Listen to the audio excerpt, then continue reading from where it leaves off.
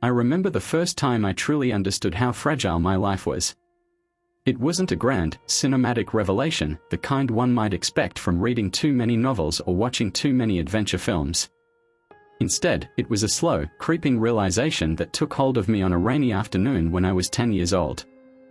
My mother and I had been standing by the window of our creaky wooden house, watching the storm roll in. The wind howled, lightning flashed in the sky, and for a moment, I caught sight of my reflection in the glass, a small figure, wide-eyed, with a mixture of fear and curiosity.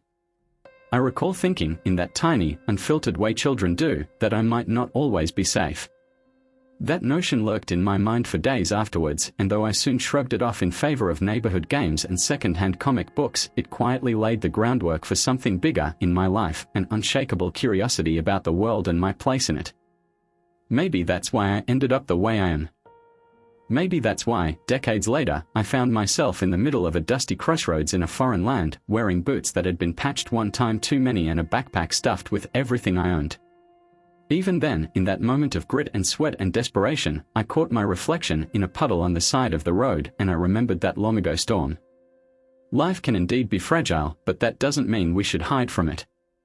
Sometimes you have to throw yourself forward into the unknown and see where you land. I'm getting ahead of myself, though. Let me start a bit earlier, perhaps with the day I decided to leave home for good. I was 23 years old. Despite my parents' best efforts, my life had started to feel suffocatingly ordinary. I wanted to see the far corners of the earth, to chase storms and climb mountains, to witness spectacles I'd only glimpsed on nature documentaries late at night when I couldn't sleep. I didn't want to wait until I had gray in my hair. I didn't want to spend my best years stuck behind a desk, reading about other people's adventures. So I sold what little I had of value, packed a bag, and said goodbye. My mother cried that morning, tears streaming down her cheeks as she gripped my hand at the bus station. My father maintained a stiff upper lip, though I could see the worry etched into his face. Neither of them truly understood why I needed to leave, and to be honest, I wasn't entirely sure myself. I only knew that the world felt too big to ignore, and that I had no intention of letting fear keep me rooted in one place.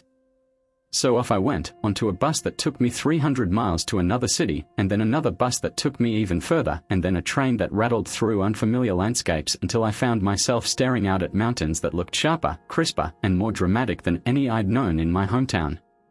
In those early days, traveling felt like walking across a giant puzzle, collecting pieces as I went. Every new place gave me a piece, an encounter with a friendly stranger, a taste of an exotic dish, a moment of awe at a breathtaking view. Each piece fit somewhere in my growing sense of self. I started to think of my life as an unfolding map, marked by roads taken, mistakes made, and lessons learnt. The more I saw, the more I realized how much I still didn't know. It was exhilarating and terrifying all at once.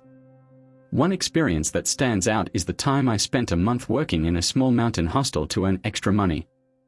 The building was perched on the edge of a cliff, overlooking a valley dotted with pine trees and bright yellow wildflowers.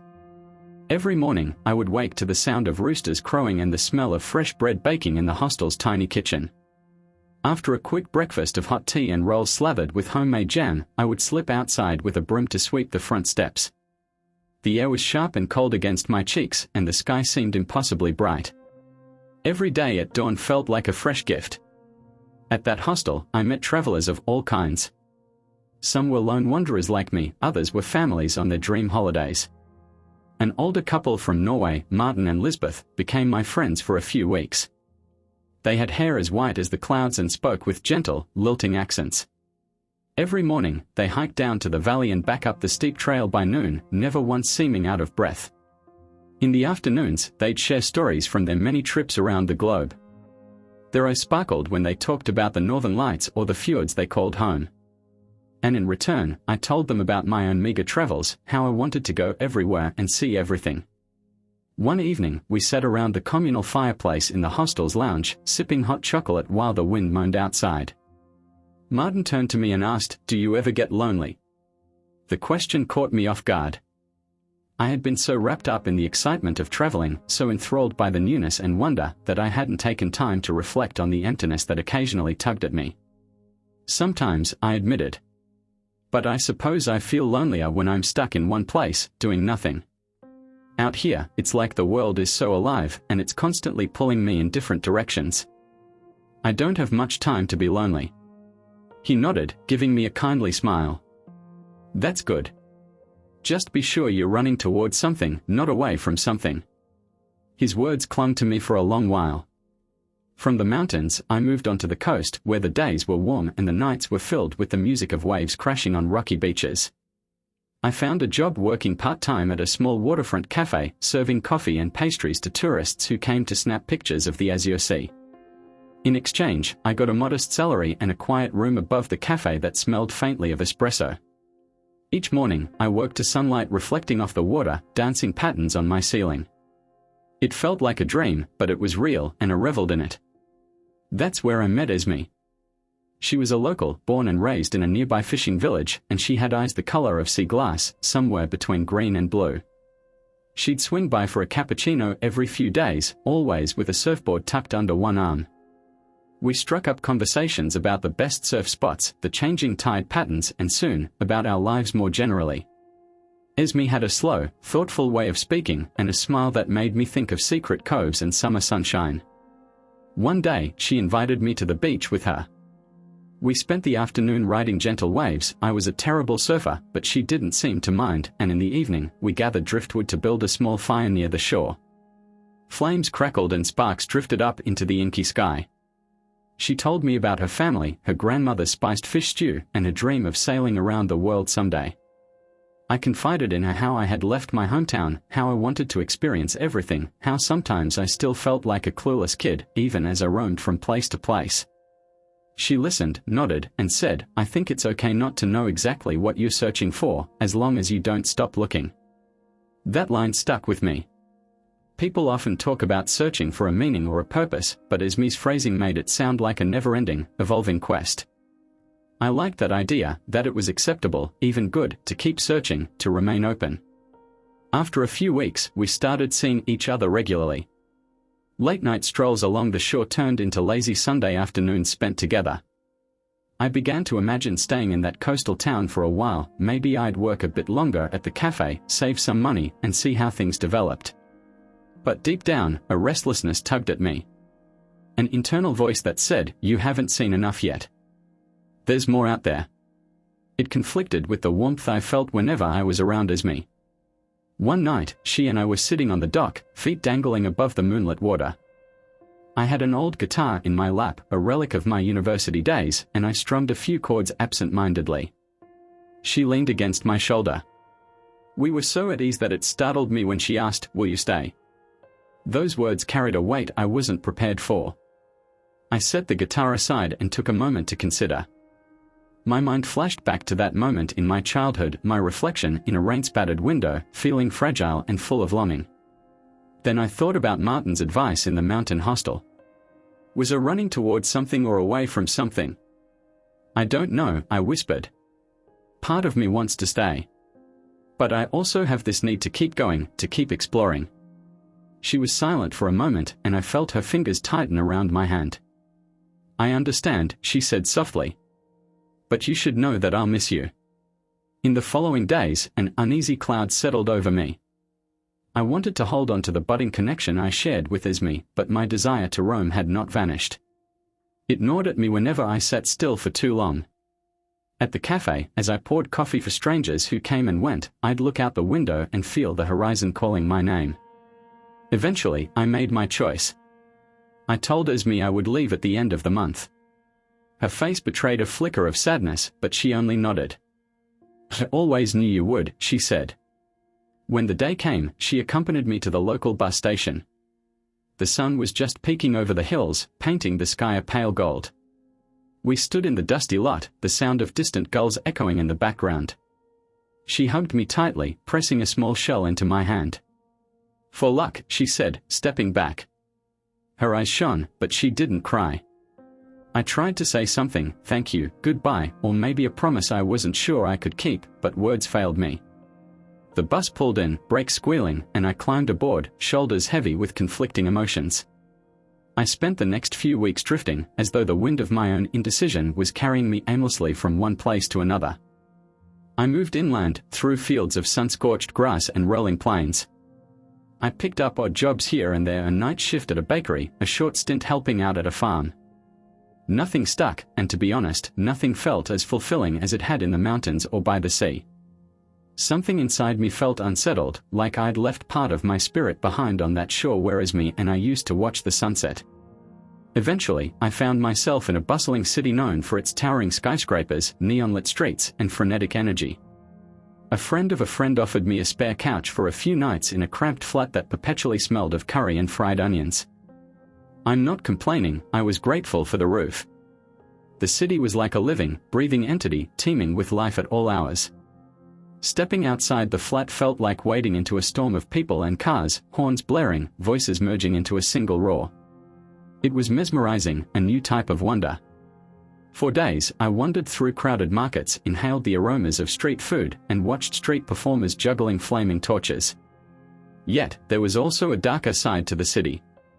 Late one night, I got lost coming back from a corner shop. I had only meant to pick up some bottled water and maybe a snack, but the labyrinth of alleyways twisted my sense of direction. It was past midnight when I realized I had no idea where I was.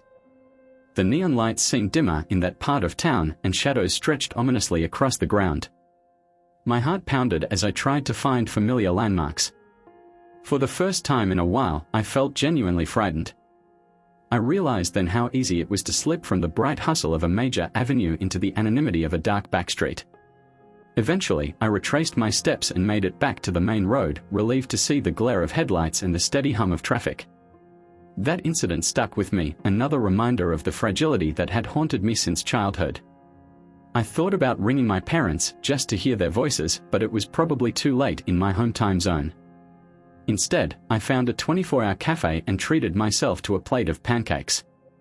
They tasted like a small slice of comfort, drizzled in sweet syrup. Over time, the city wore me down. I learned that while I thrived on novelty, I also needed space, physical and emotional. My soul yearned for the open skies of the mountains or the endless horizon of the sea. Concrete and steel began to feel claustrophobic. With some money saved from temporary jobs and from trading random collectibles I'd found along my travels, I decided to move on. I left the city behind, carrying nothing but my trusty backpack and the shell Esme had given me. I was still searching, though I wasn't sure for what exactly. That's when I found myself at a dusty crossroads in the middle of nowhere. It wasn't literally nowhere, of course, but it sure felt that way. Dry weeds rustled in the wind, and a single, battered road sign pointed to two different towns, neither of which I'd ever heard of. A local bus stop sign leaned precariously, half rusted through. The sun scorched the horizon, painting everything in shades of yellow and brown. I checked a paper map I'd picked up at a petrol station earlier, trying to decide which route might lead me to something worthwhile. A beat-up truck rumbled past, kicking up a cloud of dust. The driver, an older man with a cowboy hat, slowed down, rolled down his window, and asked if I needed a ride. His accent was thick, and his voice had a warmth that instantly put me at ease. I shrugged, tossed my backpack into the bed of the truck, and hopped in. "Name's Cordell," he said, extending a weathered hand. I introduced myself, feeling a flicker of gratitude for his kindness. The ride was bumpy, and the air conditioning was broken, but I felt oddly content. We passed endless fields, grazing cattle, and the occasional abandoned farmhouse. Cordell told me about his ranch, about how he'd spent 40 years raising horses and cattle, how his wife had passed away a few years back. "I still talk to her," he admitted quietly, eyes fixed on the empty road ahead. "Sometimes, I swear I can hear her voice on the wind." I nodded, understanding that kind of longing more than I cared to admit. Loneliness can be a ghost that drifts alongside us wherever we go. Eventually, we reached a small town, just a petrol station, a diner, and a few dilapidated buildings scattered around a single main street. "I'm heading up to the ranch now," Cordell said. "If you're not in a hurry, you can stay a few days. I can show you around." He must have seen the skeptical look in my eyes because he added, "We've got a bunkhouse. It ain't fancy, but it's a roof. You can help me out with some chores if you feel like earning your keep." In truth, I was intrigued. I'd never experienced ranch life before, and part of me welcomed the idea of solitude and routine for a bit. So I agreed. The bunkhouse turned out to be a small cabin behind his main house, furnished with simple wooden cots and an iron stove. It smelled of old tobacco and dusty blankets. The first night, I lay awake, listening to the sounds of the countryside, crickets chirping, distant howls of coyotes, and a breeze stirring the tall grass outside.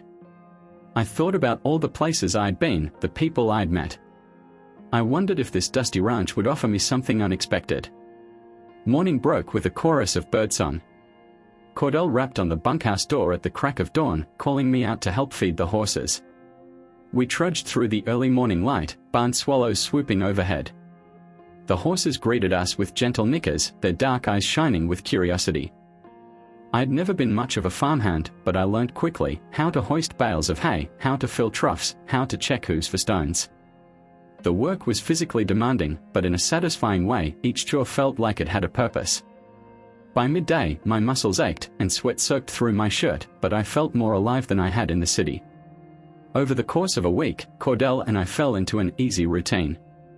We'd wake early, care for the animals, and then share lunch in the shade of a large oak tree near the corral. He'd tell me about his younger days, how he'd been a rodeo rider once, how he'd met his wife at a county fair. He described the heartbreak of watching her slip away after a short illness, the strange quiet that settled over the ranch after her funeral. I listened, offering as much empathy as I could. He'd ask about my travels, about Esme, about the mountains. Why keep roaming, he wanted to know. What's waiting out there that's so important? I hesitated. It was a question I'd been asking myself. I guess I'm still trying to figure that out, I replied. I'm looking for something, maybe just the feeling that I'm truly living. Cordell gave me a long, appraising look. Don't forget that living is something you can do anywhere, he said. It ain't always about where you are, but who you're with and how open your heart is. The words echoed Martin's sentiment from the hostel. I realized then that all these people I'd met, Martin, Esme, Cordell, had their own ways of pointing me toward a truth I had yet to fully grasp. By the time I left Cordell's ranch, I felt a reluctant tug at my heart. For a moment, I even considered staying longer. There was something grounding about the open land, about the steady rhythms of feeding animals and watching sunsets. But the call of the horizon still lingered. So I packed my bag, accepted Cordell's gift of a wide-brimmed hat to keep the sun off my face, he said, and set off again. This time, I hitchhiked with a truck driver hauling produce to a distribution center in the next state. We parted ways in another small town. I found a cheap motel with flickering lights and a soda machine that ate my coins. Despite the threadbare conditions, I slept more soundly than I had in a while. In my dreams, I saw images of distant shores, looming mountains, a swirl of faces, Esme's smile, Martin and Lisbeth's kind eyes, Cordell's weathered grin. When I woke, I felt an urgency in my bones. For the first time in years, I had an inkling that my journey wasn't aimless. I might not have had a single, crystal-clear goal, but there was a direction forming, a sense that I was gathering wisdom from each place and each person. It dawned on me that my life was becoming something of a tapestry, woven from threads of countless experiences. The question now was how to continue weaving it. Where should I go next? What new piece of the puzzle was waiting to be found? I picked up my map once more, laid it on the small motel desk, and traced my finger along routes I hadn't yet taken. Forests, deserts, maybe even a trip overseas if I could save enough. A soft grin curved my lips as I thought about the possibilities.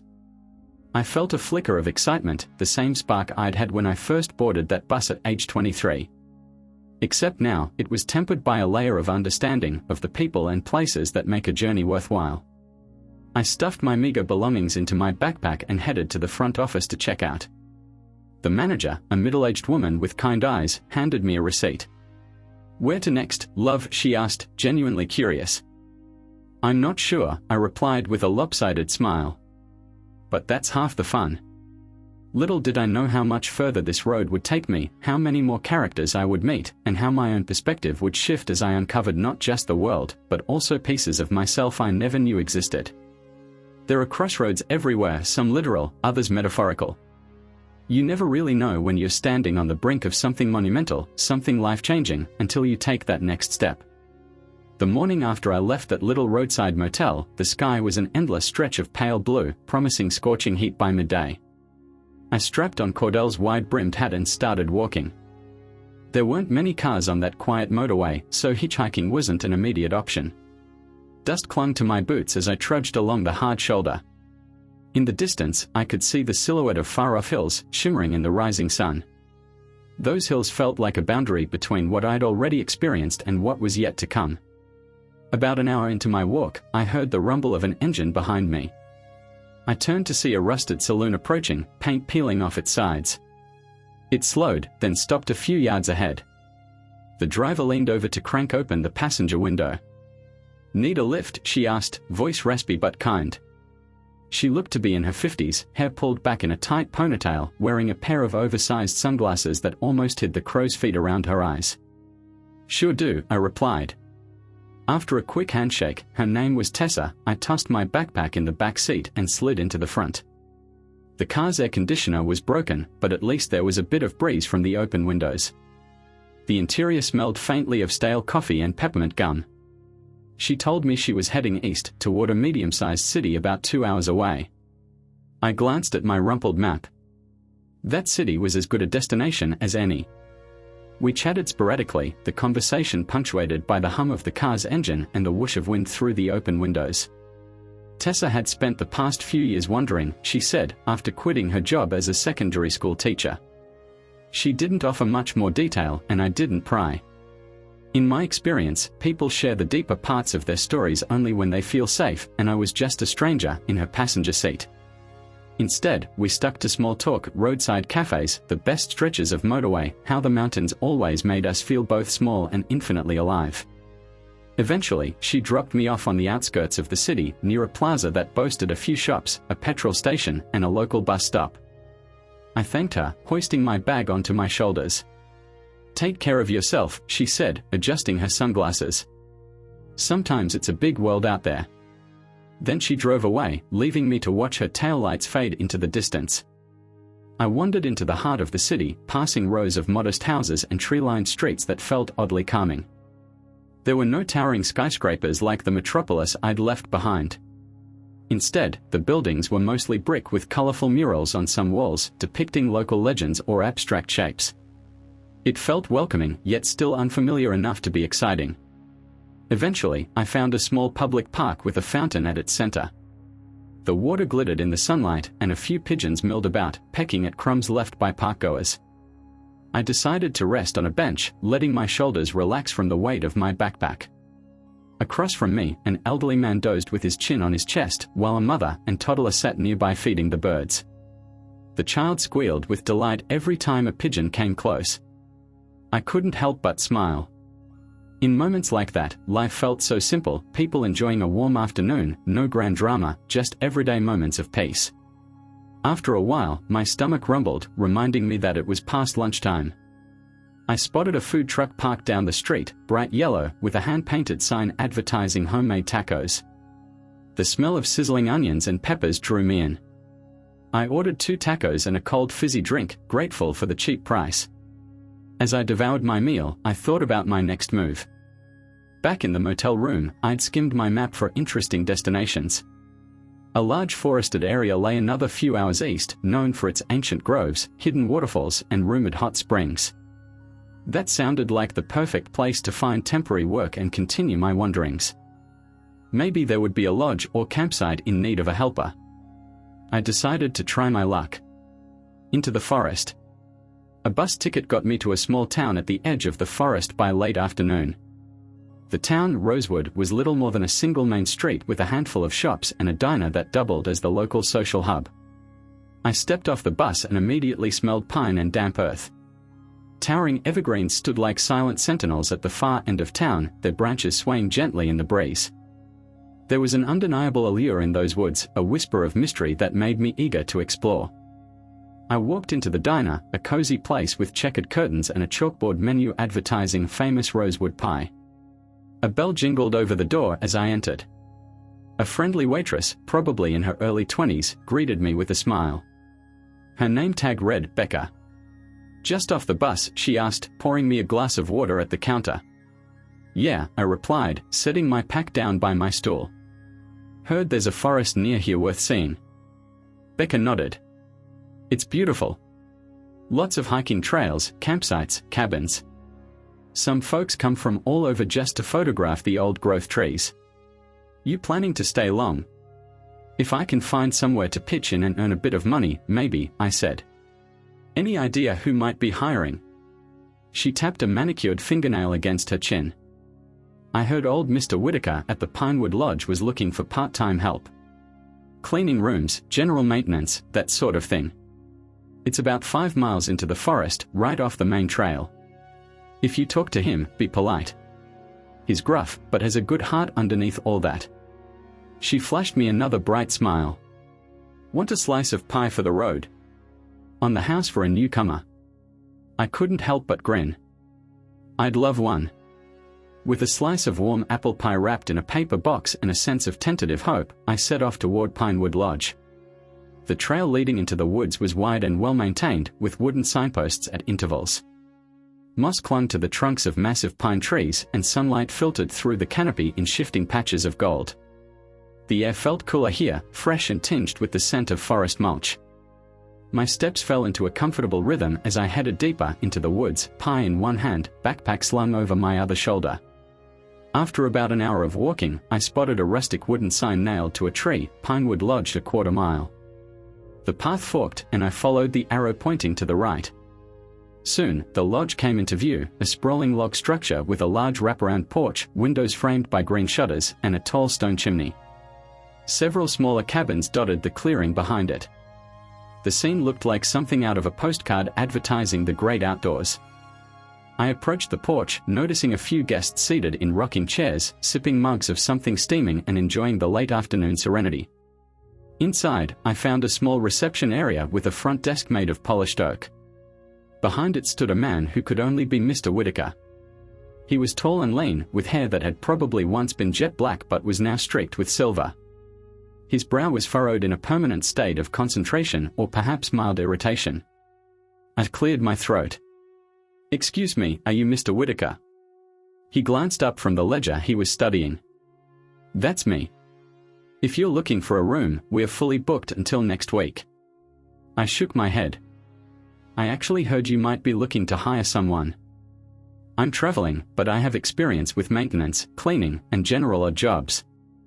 "I was hoping." He sighed, set his pen down, and gave me a once-over. "We can always use an extra hand. Place is busier than usual. Got a hiking group coming in tomorrow, and the cabins need some work. But I can't offer much. Minimum wage, plus a bunk in the staff quarters if you last a week. If you don't mind that, consider yourself hired." "Name?" I told him my name, and a flicker of surprise momentarily eased the stern lines of his face. "All right. Come with me." He led me through a hallway lined with framed photographs, some of guests posing by the lodge's sign, others of the forest in various seasons. I found myself entranced by images of autumn leaves blazing red and gold, waterfalls frozen in midwinter, and spring meadows carpeted in flowers. Finally, we reached a small bunk room with 2 twin beds, a dresser, and a narrow window that overlooked the back cabins. "You'll be sharing with my nephew, Milo," Mr. Whitaker said, opening the door. "He helps out around here, too. He's not around right now, probably wandering somewhere in the woods. Kid's got an adventurous streak a mile wide." With that, Mr. Whitaker handed me a key.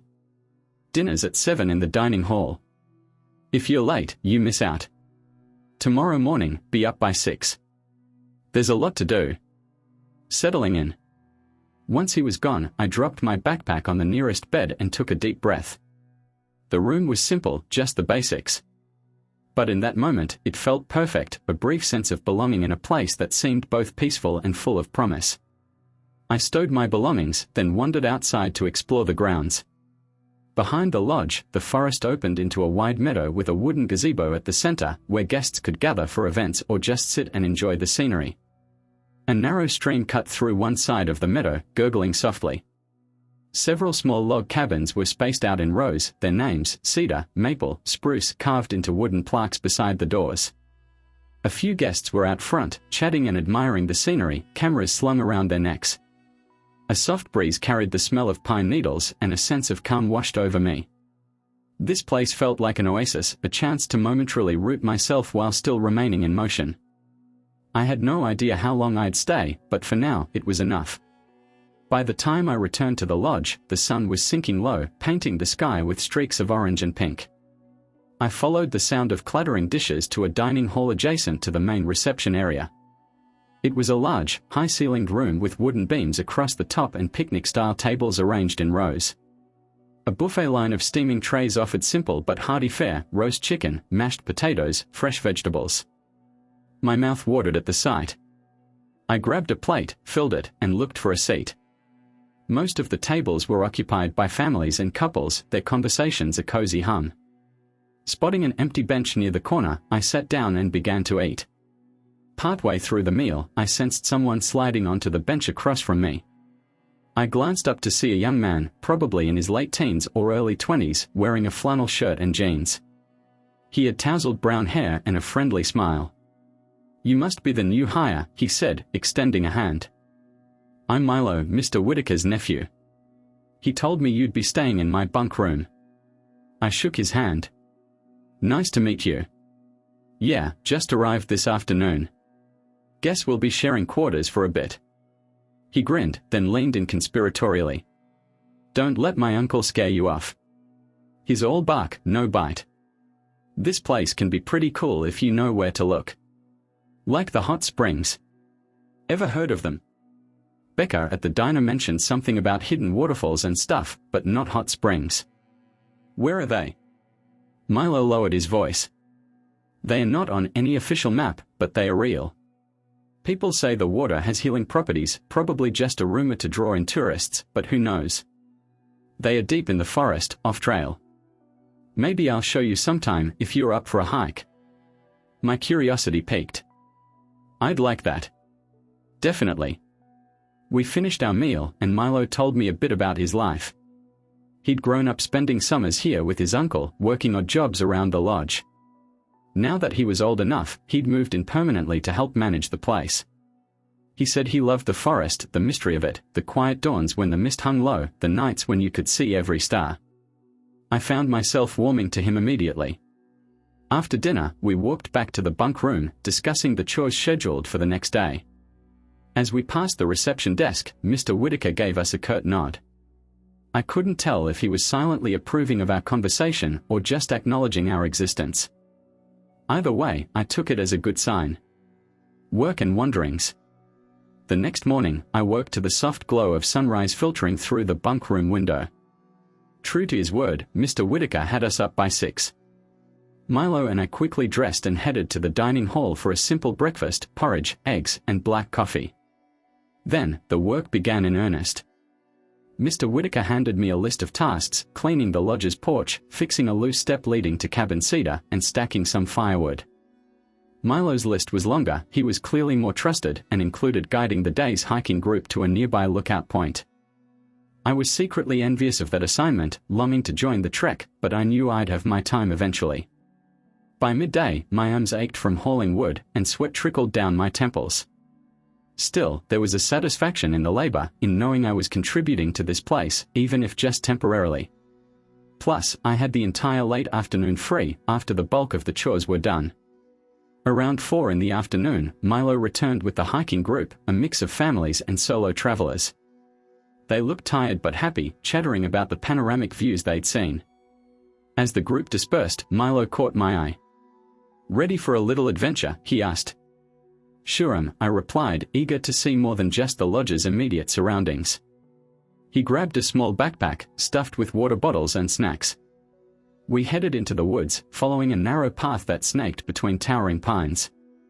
The air felt cooler beneath the dense canopy, and the forest floor was soft with moss and pine needles. Occasionally, we'd spot a patch of wildflowers, splashes of purple and yellow among the green. Milo seemed to know every twist and turn, pausing now and then to point out interesting plants or animal tracks. After about half an hour, the path ended at a wide stream rushing over smooth stones. Milo motioned for me to follow him across. We hopped from rock to rock, careful not to slip. On the far bank, the trail disappeared entirely. We continued in silence, pushing through dense undergrowth. Rays of sun filtered through the leaves above, creating a mosaic of light. I lost track of time as we pressed deeper into the forest, the sound of the stream fading behind us. Eventually, the scent of sulfur and mineral-rich water replaced the sharp tang of pine. Milo turned to me, excitement shining in his eyes. "We are close. You'll see." A few more steps and we emerged into a small clearing where steam rose from a series of pools nestled in the rock. The water, a crystalline turquoise, looked otherworldly in the fading daylight. "Wow," I breathed, taking it all in. The hot springs were far more beautiful than I'd imagined. Milo grinned.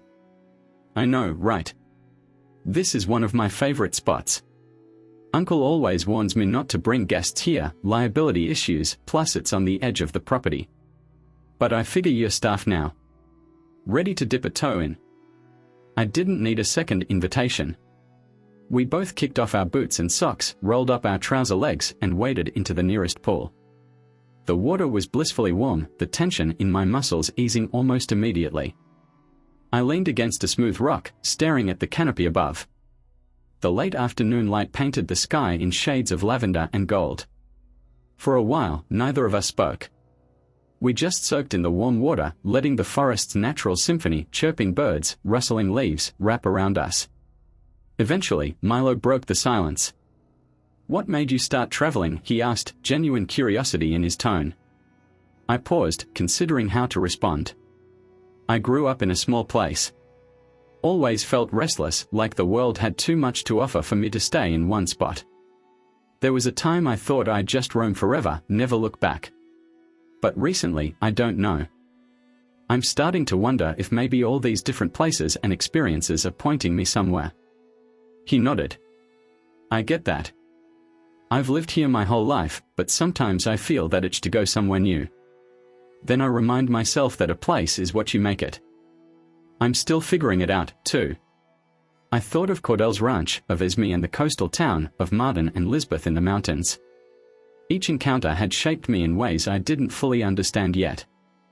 "I think we all are," I said quietly, letting the warm water lull me into a meditative state. We stayed until the sun dipped below the treetops, then reluctantly climbed out, drying our feet on spare towels Milo had packed. On the way back, we relied on Milo's torch to navigate through the twilight shadows. By the time we returned to the lodge, the stars were out in full force, glittering above the treetops. I crawled into the bunk that night exhausted but content, the day's experiences swirling in my mind like a half-remembered dream. Stories by the fire. The next few days settled into a comfortable rhythm. I fixed cabin doors, replaced broken shingles, helped in the kitchen when they were short-staffed. Milo guided hikes and sometimes joined me for an evening stroll or a quick dip in the hot springs. Mr. Whitaker remained as stoic as ever, but I occasionally caught him eyeing me with a look that was less disapproval and more cautious respect. One evening, a storm rolled in, lightning flashing beyond the forest canopy. Rain hammered the lodge's roof, and the electricity flickered. We lit lanterns in the dining hall, creating a cozy glow. A group of guests gathered around the stone fireplace, telling stories to pass the time. Milo and I joined them. As thunder rumbled, the flickering lantern light danced across faces. A middle-aged woman named Karen spoke about her recent trip to an archaeological site in Central America, describing ancient ruins and hidden tombs. An older gentleman recounted a harrowing tale of being lost in the Canadian wilderness for 3 days before finding his way back. Another guest, a quiet man wearing a wide-brimmed hat even indoors, mentioned he was writing a book about spiritual journeys through nature. Eventually, they turned to me, wondering what I might share.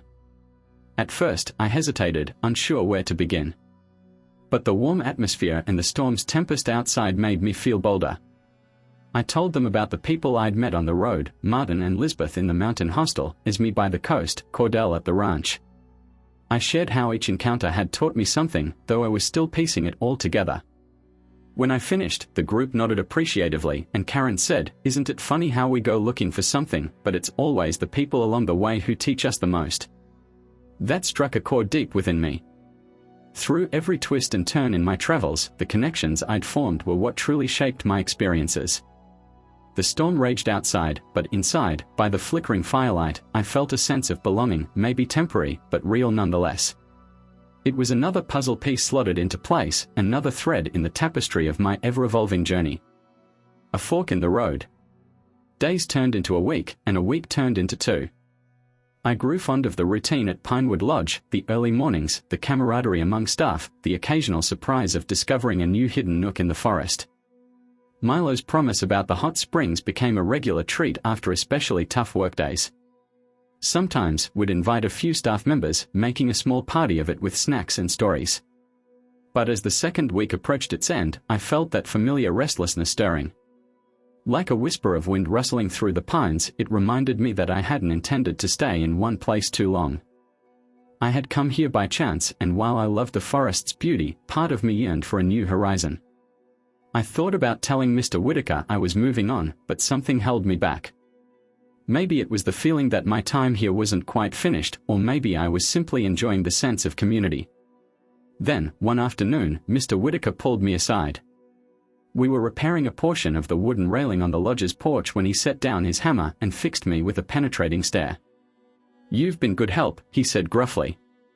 "Better than I expected. Not that I'm complaining, but I have to ask, how long do you plan on staying?" I carefully measured my words. "I'm not entirely sure. I've spent so long roaming, it's rare for me to stay put.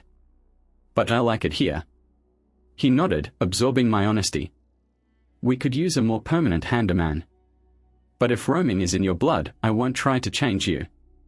Just know that if you do decide to stay, there'd be a place for you. Maybe not forever, but at least for a while." I swallowed, feeling a surprising surge of emotion. When I first arrived, I assumed Mr. Whitaker barely tolerated me. Hearing him offer a more permanent role felt both validating and terrifying. I muttered a thank you, promising I'd think about it. That evening, Milo and I sat by the edge of the stream near the lodge, dangling our feet in the cool water. The sun was setting, turning the horizon a brilliant orange. I told him about his uncle's offer. He raised an eyebrow. "Wow, that's rare. My uncle doesn't usually take kindly to drifters. You must have made an impression." A soft laugh escaped me. "I guess so. It's tempting, but I'm torn. What if I settle here and miss out on something else? Something bigger?" Milo leaned back on his palms, eyes on the sunset. "Well, I don't think you have to commit forever. Sometimes, staying put for a while helps you figure out what you really want. But if you do leave, just make sure it's because you're following something you're passionate about, not because you're afraid of stillness." His words echoed what Martin had said long ago: run towards something, not away from something. My internal dilemma weighed heavily as we watched the sky fade to twilight. That night, lying in my bunk, I couldn't sleep. I listened to Milo's steady breathing, the distant hoot of an owl, the rustle of the forest. Memories played like a film reel in my mind: Ismy's shore, Cordell's ranch, the city streets, the mountain hostel, and now this place. Each location had gifted me a piece of wisdom, a moment of growth. Perhaps that was the nature of my journey, a continuous circle of finding and leaving, learning and moving on. I still didn't know what my ultimate destination was. But for the first time, I considered that destination might be a misleading word. Maybe the journey itself was the only destination that mattered. As sleep finally claimed me, I resolved to stay at Pinewood Lodge a bit longer, at least until I felt confident about my next steps. I owed it to myself and to the kindness these people had shown me to see if I could lay down roots, even if only temporarily. Unexpected visitors. The next morning, I woke with a renewed sense of clarity. I'd give this place a fair shot. If the restlessness returned too strongly, I'd know it was time to move on. But until then, I would do my best to be fully present here. Just as I walked to the kitchen for breakfast, Mr. Whitaker intercepted me in the hallway, his expression more intense than usual. "We've got trouble," he said in a low voice. "A large group arrived a day early, and we are overbooked. I need you to help prepare some of the older cabins that haven't been used in a while. We'll move them in there. Can you handle that?" I nodded without hesitation. "Absolutely. Just tell me what needs to be done." He handed me a ring of keys and a handwritten list of cabin numbers. Cabin Fir and Cabin Hemlock. They are at the far edge of the property, near the stream. Nobody's used them in months, so they'll need a thorough cleaning. Beds made, bathrooms restocked. The works. Take Milo with you if you can find him. I found Milo finishing off a bowl of cereal in the dining hall. He smirked at my expression, some blend of surprise and urgency. "Looks like we've got extra work today," I told him, handing him half the keys. He chuckled, slurping the last bit of milk from his spoon before following me outside. We spent the morning cleaning cabin fur from top to bottom. Dust coated the furniture like a thin blanket. Cobwebs hung in the corners and a musty odor lingered from disuse. We opened the windows, letting fresh forest air stream in, and set to scrubbing surfaces until our arms ached. By noon, the cabin felt livable, complete with crisp sheets on the beds and clean towels in the bathroom. Then we moved on to cabin hemlock, which turned out to be in even worse shape. A small leak in the roof had caused some water damage to the ceiling in one room. Milo climbed onto the roof to patch the area with spare shingles while I cleared out the soggy debris inside. It was tedious, messy work, but we chatted and joked to pass the time, occasionally pausing to marvel at the forest's beauty just outside the windows. By late afternoon, both cabins were ready. We stepped outside, sweaty and tired, but proud of our efforts. The sun was dipping behind the trees, casting long shadows across the clearing. "Phew," Milo said, running a hand through his tousled hair. "I'm beat. Think your sense of adventure is sated for the day?" I chuckled. "For now, yeah. But if Mr. Whitaker has another emergency group show up tomorrow, I might reconsider my plan to stay longer." Milo just laughed, but I couldn't help noticing a tightness in his smile, as if he feared I might leave sooner rather than later. A winding path forward. That night, the new arrivals settled into the cabins we'd prepared, and the lodge buzzed with activity. In the bustle, I felt a curious mix of belonging and detachment. I was part of the staff, people recognized me, asked for my help, but I also remembered that I was still just a traveler, not bound here by blood or years of history like Milo. Would I ever find a place that made me want to stop traveling entirely? I didn't have an answer. All I knew was that each day at Pinewood Lodge felt like another page in my unfolding story. The forest had begun to seep into my consciousness, grounding me in a way I hadn't expected. And yet, the memory of wide-open roads, ocean sunsets, and distant mountain peaks still called to me. For now, I take life day by day, chore by chore, moment by moment. Whether I stayed a month or a year, I would soak in every experience this forest had to offer. Who knew what would happen next? Perhaps a traveler would pass through with a fascinating tale or an invitation to a far-off place. Maybe I'd wake up one morning and realize my restless heart had grown quiet. Or maybe, just maybe, I'd discover that belonging can exist even in transience. Standing beneath the towering pines, I felt a quiet thrill. The world was large and brimming with possibilities, and I was right where I needed to be for the time being. I took a deep breath of that cool, resin-scented air and smiled to myself, ready for whatever tomorrow might bring.